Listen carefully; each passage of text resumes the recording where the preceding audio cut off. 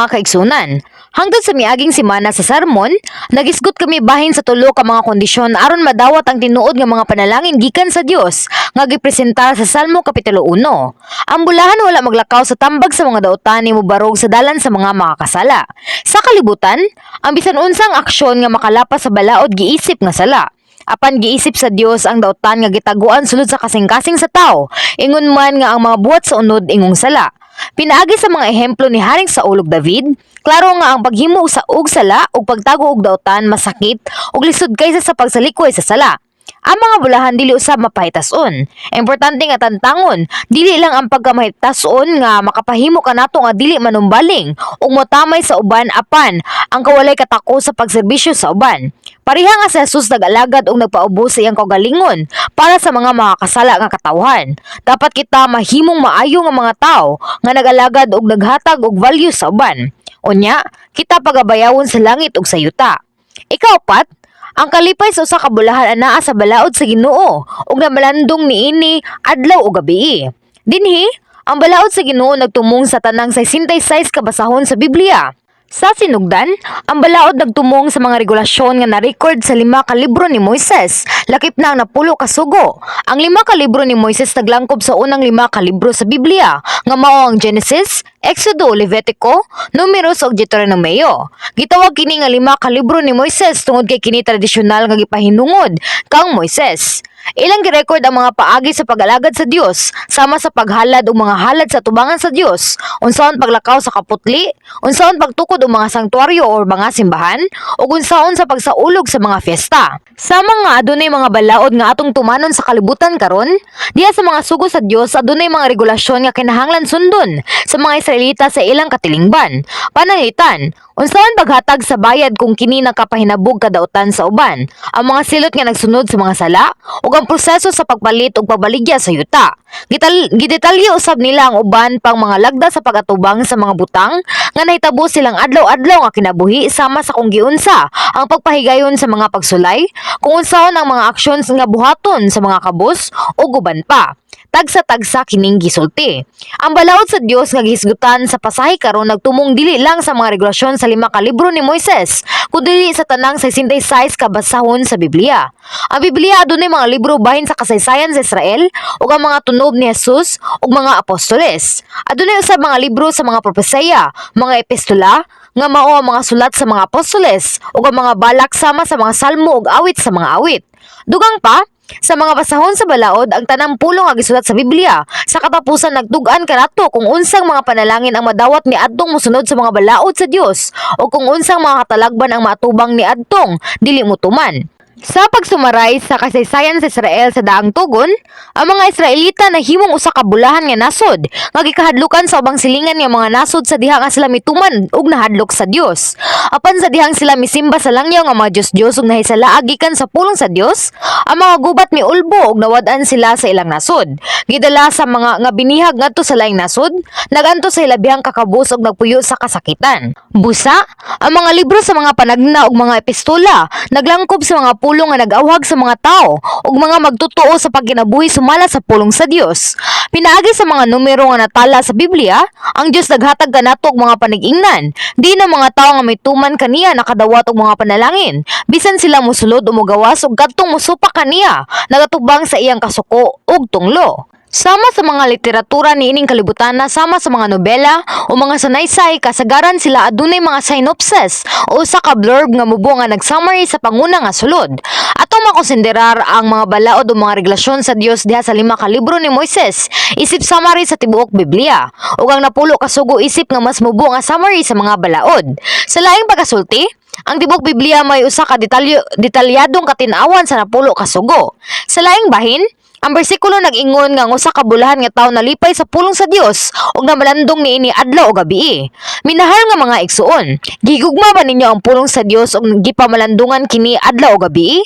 Kadtong nahigugma sa pulong sa Dios malipayong motambong, dili lamang sa Domingo ug Biyernes sa tibuok gabi nga mga serbisyo, kundi usab sa serbisyo sa Miyerkules, mga cell meeting, mga meeting sa pag-ampo sa Martes ug bisan asa pa sila makadungog sa pulong sa Dios. Ato sa mga serbisyo, dili ka mawala sa walay pulos nga mga hunahuna ug magduka. Madawat usab nimo ang matag pulong nga adunay amen ug tan-awon kini nga mas tamis kaysa sa dugos gikan sa udlan sa dugos. Kung makadungog ka sa espirituhanong mga pulong ug adunay pakighimata, mapuno ka sa kalipay samtang ang balang espiritu nagmaya gikan sa sulod. Kung makadiskubre ka sa mga kakulangan pinaagi sa pulong, matiyon nimo ang kalipay kay kini usa ka oportunidad nga mahimong mas mabago. Bisag na ginusara, nagbasa ka sa Biblia kung adunay panahon ug makugihong pagsag-ulo sa mga bersikulo. Ilabi na ang importante o makapatandog ang mga bersikulo.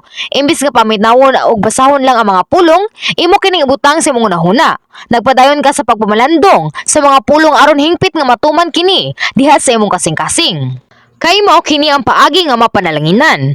Ang magbalantay adunay adlaw-adlaw nga mga bersikulo sa Biblia nga gisulat sa sinimana nga buletin aron makabasa kita bisan usa ka kapitulo sa Biblia ug makamemorya og labing menos usa ka bersikulo kada adlaw. Kini tungod kay bulahan ang mga mamalandong sa pulong sa Dios adlaw ug gabii. Kung ikaw makugihon nga nagbasa og naminaw sa pulong, maghimo niini ang imong kagalingon ug magampo nga mainiton aron matuman kini, kanunay ka nga makahimo sa pakigsulti sa Dios sa imong kasing-kasing. Sumala sa naisulat sa Salmo Kapitulo 119, versikulo 105, ang imong pulong mao'y lamparahan sa akong mga tiil ug kahayag sa akong alagianan. Ang pulong motultol kanimo ngadto sa dalan sa kinabuhi ug mga panalangin. Sa pagiya kanimo sa dalan sa mga panalangin, ang pulong nagpahibalo kanimo sa mga plano sa mga dautan o kung unsa ang mga sala ug pagkabahitason. Kadtong wala makahibalo sa pulong sa Dios, wala makaamgo silang kaugalingon nga sila nakasala og nahimong arogante. Importante nga ang makugihong pagkat-on o pagmalandong sa pulong ug paghimo sa kamatuoran sa imong kaugalingon. Ang balang espiritu sa sulod mulamdag kanimo pinaagi sa pulong, mugiya kanimo sa paglakaw sa kamatuoran ug mutabang kanimo sa paglakaw kanunay sa luwas nga ug bulahan nga dalan. Ang isa pa ka butang nga dapat hinumduman kay si Jesus nagtubag sa pangutana nga unsa ang labing dakong sugo sa balaod. Diha sa Mateo kapitulo 22 bersikulo 37 hangtod sa 40 nag-ingon, ug siya miingon kaniya, higugma ang Ginoo nga imong Dios sa tibuok mong kasing-kasing ug sa tibuok mong kalag ug sa tibuok mong hunahuna. Kini mao ang labing dakong og labaw sa tanan nga mga sugo. Ang ikaduha sa manini higugma ang imong silingan sama sa imong kaugalingon. Nining duha ka sugo nagdepende ang tibuok balaod ug mga propeta. Ang kinauyukan ang labing importante nga mensahe sa tanang balaod sa Dios mao ang paghigugma sa Dios una ug ang paghigugma sa atong mga silingan ikaduha. Kung nahigugma ka sa Dios, muliho ka sumala sa pagkahimuot sa Dios ug sama sa kasing-kasing sa Dios. Samtang kita nahigugma sa Dios, kita nangandoy og nahigugma sa kaayo, kahayag, kabalaan, kamatuoran ug uban pang matahom nga mga hiyas nga iya sa Dios. Kung ang gugma sa Dios anaa kanato, atong tinghuhaon ang kaayuhan sa uban sa kalumo ug pagserbisyo samtang kita nakiglabot kanila. Ang Roma Kapitulo 13, versikulo 9 nagsulat, tungod niini, dili ka manapaw, dili ka mapatay, dili ka mangawat, dili ka maibog, o kung aduna pay lain nga sugo, kini gitingog niining pulunga. Higugma ang imong silingan sama sa imong kaugalingon. Abisan kinsa nga nahigugma sa ilang kaugalingon, makahimo ba og usa ka butang nga makadaot sa ilang kaugalingon? Gikulata ba nila ang ilang kaugalingon? O tunglo sa ilang kaugalingon? Nagpasabot kini nga kung higugma nimo ang imong isig katawo, dili ka makahimo og sala, nga magdala kaniya sa kadaot, sama sa dili nimo buhaton nga makadaot sa imong kaugalingon, kung higugma nimo ang imong kaugalingon. Ang Roma Kapitulo 13, versikulo 10 nag-ingon, ang gugma walay dautan sa silingan, busa ang gugma mao ang katumanan sa balaod. Kadtong dili mo buhat og dautan ngadto sa uban apan mo alagad, mutugyan og mosakripisyo sa pagtuman sa mga sugo, makapabilin diha sa Dios. Makakaton kita nga mahisama kang Kristo. Kinsa ni mituman sa tanang pulong sa Dios pinaagi sa pagigugma sa Dios ug sa mga kalag. Kung napalibutan ka sa mga daghang mga tawo, mahimo nimong pangutan-on ang imong kaugalingon kung giunsa nimo pagdumala ang pipila ka mga sitwasyon. Ilabi na nga kung ang usa ka tawo labi ka dautan. Tingali mo gunahon ka kung sa unsang paagi nimo sila pasayloon o kung unsaon nimo pagpakilabot kanila sa masusdong paagi sa pananaw sa Dios. Adunay mga komplikado nga mga sitwasyon din lisod ang pag-ila sa husto nga dalan. Apan bisan sa maong mga sitwasyon, kung imong pamalandungon ang imong kaugalingon sa mga pulong, higugmaon ang Dios ug higugma ang imong silingan sama sa imong kaugalingon, natural ka nga molihok sumala sa balaod sa Dios. Kung pangutan-on nimo ang imong kaugalingon kung naglihok ka bas og nagunahuna nga adunay kasing-kasing nga nahigugma sa Dios ug sa kasing-kasing nga nahigugma sa uban, may balaan nimo kung unsa ang makapahimuot sa Dios ug molihok sumala niana. Kini mao ang mga tawo nga nahigugma sa Dios ug iyang gipauswag ang ilang kinabuhi ug gipakita kanila ang ebidensya bunga sa iyang gugma. Minahal nga mga kaigsunan, ang bulahan wala maglakaw sa tambag sa dautan, nimo barog sa dalan sa mga makakasala. Nimo lingkod sa lingkuranan sa mga mayubiton. Ang mga bulahan usab malipay sa balaod sa Ginoo ug mamalandong niini adlaw ug gabi. Busa, unsa nga matang sa panalangin ang nadawat niini mga tawhana. Ang bersikulo 3 gikan sa pasahay karong adlaw nagingon, siya may sama sa usa ka kahoy nga natanom pag-ayo sa daplin sa kasapaan sa tubig, nga mamunga sa iyang panahon ug sa iyang dahon nga dili malaya, ug sa bisan unsa nga iyang buhaton siya moswag. Kung dili magulan sa dugay nga panahon, ang mga tanom malaya ug mamatay. Apan ang kahoy nga adunay lawom nga mga gamot duol sa sapa, walay angay kabalakan bisan kung adunay hulaw. Hangtod nga ang sapa dili mamala, ang mga kahoy mabuhi pinaagi sa pagsuyop sa tubig o mga sustansya niini. Ang ilang mga dahon dili malaya apan mamunga og maayong mga bunga sa panahon niini. Ang pulong nga sapa nagtumong sa tinubdan sa mga panalangin. Ang Jeremias Kapitulo 17 versikulo 13 nagisgot sa "O Ginoo ang tuburan sa buhing tubig nga nagtumong sa Dios. Kung gusto ta nga mabulahan sama sa kahoy nga gitanom sa daplin sa sapa, kinahanglan magpabilin kita sa Dios ang tinubdan sa tanang panalangin. Kinahanglan usab nga magpabilin kita kang Hesukristo nga mao ang dalan, ang kamatuoran ug ang kinabuhi. Ang pagpabilin diha sa Dios nagpasabot sa bugos nga pagtugyan sa atong kasing-kasing, kabubuton ug mga buhat ngadto kaniya ug magkinabuhi sumala sa iyang paghiya. Sumala sa giingon sa bersikulo 1 hangtod sa 2 gikan sa pasahe karon, ang mga tawo nga nagpahilayo sa sala ug mapaubsanong nagsunod sa pulong sa Dios nagpuyo sa Dios, ang tinubdan sa mga panalangin. Ang mga tawo nga ingon niini kanunay nagpabilin sa basa nga tamis ug nga ulan ug sa grasya. Nagawa sila sa kalipay ug pasalamat. Kanunay nga malipayon uban ang paglawom sa langit ug gugma alang sa Dios. Pinaagi sa pagpakigsulti sa Dios diha sa kahupnganan ug inspirasyon sa balang espiritu, sila makadungog sa tingog sa balang espiritu ug makadawat sa iyang klaro nga giya. Ang kahoy nga gitanom daplin sa sapa namunga og daghang dahon ug bunga. Busa, unsa nga bunga ang gibunga sa bulahan? Kini mao ang siyam ka bunga sa balang espiritu. Usab, ang mga bulahan mamunga sa bunga sa kahayag pinaagi sa tanang kaayo, pagkamatarong ug kamatuoran. Mamunga sa bunga sa mga kabuluhanan ug sa bunga sa espirituhanong gugma. Ang pulong sa Dios nagsulti kanimo nga isalikoy ang pagdumot. Busa, magampo ka og biyaan ang pagdumot. Sunod, mamunga ang bunga sa gugma. Ang pulong sa Dios nagingon kanimo nga isalikoy ang kasuko. Busa, ikaw masunod og mamunga sa bunga sa kalumo, kalinaw ug pailob. Makadawat ka dili lamang sa pinansyal nga mga panalangin sa imong pamilya, trabahoan ug negosyo apan lain-laing mga tubag gikan sa Dios hangtod nga mamunga ka og espirituhanong mga bunga. Bisan pa ang tibuok nga kalibutan malaya tungod sa hulaw, makadawat ka og mga panalangin sa matag sitwasyon kung magpabilin ka lang sa Dios sama sa usa ka kahoy sa daplin sa sapa nga namunga og abunda nga bunga. Panangitan, sa dihan si Jose ang Prime Minister dahil grabing kagutom sa Ehipto ug sa kasikbit nga mga nasud niini sulod sa 7 ka tuig nga nakapahimong imposible sa pag-ani. Daghan ang hapit na mamatay sa kagutom apan ang Ehipto adunay abunda nga pananom aron sa kanon, bisan pa unsa ang kagutom.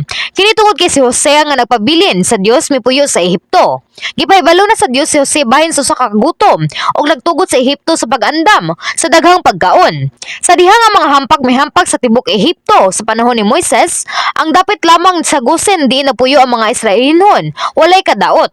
Katong napabilin sa Dios mapanalanginan, bisan unsa pang kalisod sa kamatuoran o bisan kung ang tibuok kalibutan magantos sa usa ka katalagman. Ang mga pagpamatuod nga sama niini daghan usab sa atong kinabuhi. Bisan ug ang mga tag-iya og negosyo adunay mga kasamok taliwala sa ekonomiya. Ang atong mga membro nga nahigugma sa Dios nagpamatuod nga ang ilang kinitaan mitubo gayud og sila nagpadayon nga nakadawat og mga panalangin. Bisan ba nga ang mga epidemya nga may buto sa kalibutan o ang mga ospital nag-awas sa mga masakiton, kita nga magtutuo ni Kristo gipanalipdan og himsog. Sa atong pagpabilin diha sa Dios, ang tinubdan sa mga panalangin, kita adunay mga panalangin nga motubo sa walay hunong sama sa usa ka kahoy nga ligon, nga gitanom sa daplin sa mga sapa og tubig. Hinaot nga kamong tanan mo paduol sa Dios adlaw-adlaw, magpabilin diha kaniya og makatagamtam sa kanunay nga kadagaya sa tinuod nga mga panalangin. Minahal nga mga kaigsunan, ang usa ka bulahan nga tawo mamalandong adlaw ug gabi sa balaod sa Dios, uban ang malipayong kasing-kasing. Ang balaod nagsulti kanato sa pagsalikoy sa tanang matag sa kadautan ug nagdokumento kung unsay likayan, unsay huptan ug unsay buhaton.